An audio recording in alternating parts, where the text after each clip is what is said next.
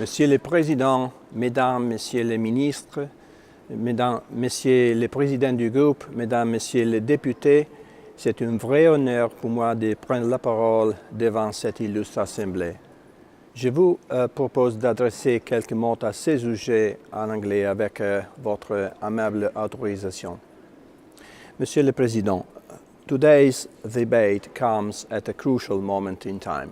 We also recently a common letter of the Ministers of Interior of France and Germany, Messieurs Cazeneuve and de Maizière, expressing concern about the need to access communication data. In a couple of months, the European Commission will disclose its proposal to review e-privacy rules and reveal its approach to the protection of fundamental right to privacy established by Article 7 of the European Union Charter of Fundamental Rights. One of the questions in the debate on this instrument will be the relationship between the fundamental right to privacy and the powers and tools available to law enforcement and security agencies. We have been through this debate already in the past. And we have already received a response from the European Union's highest court when it annulled the Data Retention Directive. It found that the European Union legislator had not properly assessed the necessity and proportionality of the data retention measures it obliged communications provider to implement. As the e-privacy directive is defining the limits to interception and retention, its reform will be influenced by the new debate over communications privacy and the fight against terrorism. Now, I am a privacy regulator, but I'm also a judge with years of experience handling sensitive cases concerning intelligence, mafia and organized crime. I helped draw up anti-mafia legislation in the wake of the murders of judges Falcone and Borsellino. My European Union institution will soon become responsible for overseeing the compliance of Europol with data processing rules. As the head of a European Union institution, I, of course, work in Belgium, a small country. Tomorrow, the 22nd November, it will have been 8 months, exactly since we experienced the country's worst ever terrorist act. 32 people were senselessly murdered, and it was the latest in the arc of mayhem beginning here in Paris with the Charlie Hebdo attacks in January 2015 through the massacres in and around Paris in November, before eventually moving to Brussels itself, the city where the cell of radicalized young men had formed and grown. I understand as well as anyone that security and law enforcement bodies require the appropriate means to fight crime, including on the internet. However, for any new measure, there is a need to assess beforehand the necessity and proportionality of the measures envisaged and to provide substantiated evidence of the necessity of those measures. Where is the debate in Europe right now? First of all, let's remember that European law, the European Convention on Human Rights, the Charter of Fundamental Rights of the EU, even the Lisbon Treaty, is the result of an attempt to exorcise the ghosts of totalitarian government in most of the continent in the 20th century. In human rights law, everything returns to the individual. The notion of security, for example, is only ever understood by the European Court of Human Rights as personal liberty. Privacy, including confidentiality of communication, is a fundamental enabler for a free and democratic society. Without privacy, fundamental rights cannot be guaranteed and trust will disappear. Free speech, the right to assembly and many other freedoms will be in danger when all communications are feared to be subject to surveillance. When we assess the necessity and proportionality of measures giving access to our communications to police and security forces, we must carefully weigh the arguments. We have launched a discussion on this process by asking for contributions on a discussion paper on a necessity toolkit this summer. And when we consider the privacy of communications and measures to make it secure against interference, we must also consider its importance for the functioning of our economy and society. Information security as security of data, systems and networks is crucial for the integrity of transactions and the development of the digital single market, smart grids, and the Internet of Things, to name just a few.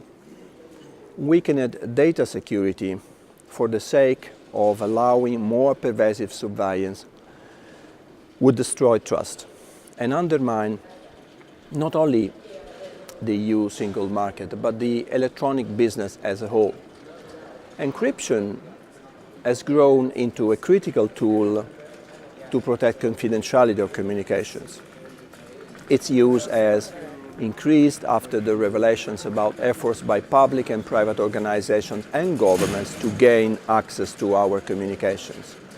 If we create backdoors in our devices or in our encryption schemes, criminals and terrorists, the supposed targets of these measures, will abuse the reduced security of our devices or encryption for their purposes. Reducing the security of our devices will endanger our information, our personal data, our fundamental rights. Just imagine if the state instructed all architects and construction companies to weaken in a secret way one of the points of entry in every private residence.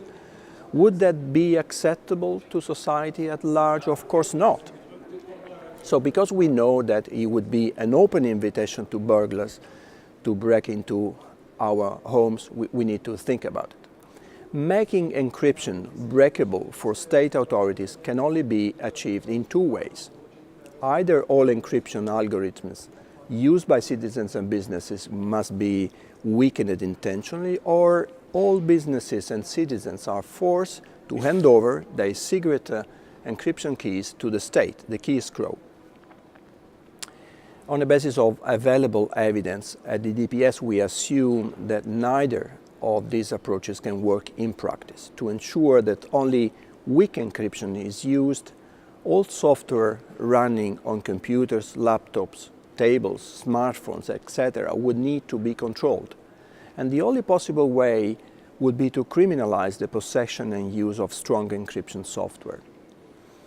A database or system keeping the secret keys for all encrypted communication would be a critical risk for national security. It would be an incredibly valuable target for criminals and carry a high risk of abuse by national or foreign intelligence or even disloyal staff. And furthermore, the measures would not have the intended effect. Law-abiding citizens and businesses would follow the rules and suffer from reduced trust and security, while criminals would use strong security and encryption. In a summary, weakened encryption would enable mass surveillance of loyal citizens. Effectiveness, necessity, and proportionality of which are not proven. So for targeted surveillance, technical measures exist that can circumvent also strong cryptography, but do not affect society and economy as a whole. To pass the test on necessity and proportionality, measures must also be effective. And this means that they have to work and to contribute to achieving the intended objective.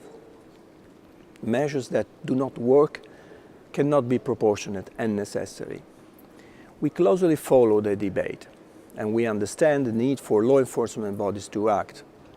However, we cannot see convincing evidence that any restriction on encryption are effective enough to justify the interference with fundamental rights and freedoms that they would cause.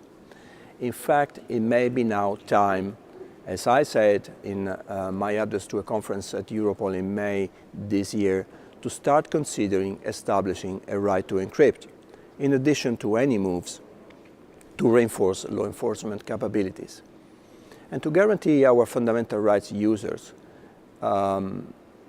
should be allowed to use end-to-end encryption without backdoors to protect their communication. Decryption, reverse engineering or monitoring of communications protected by encryption should be, in principle, prohibited. This is why I have recommended to the EU legislator, in my opinion, on the review of the Privacy Directive. So, ladies and gentlemen, we all understand that the legislators feel the need to act in reaction to the events of great public concern. My recommendation is to take their responsibility for fundamental rights and the very fabric of our democracies seriously, and not to use restriction of fundamental rights lightly because it seems an easy and low-cost measure. This is not the case. There is a high political price, and there is strong indication that we also would pay an economy price when we break the tools that enable our digital economy. Thank you very much for your attention. I wish you a successful debate today.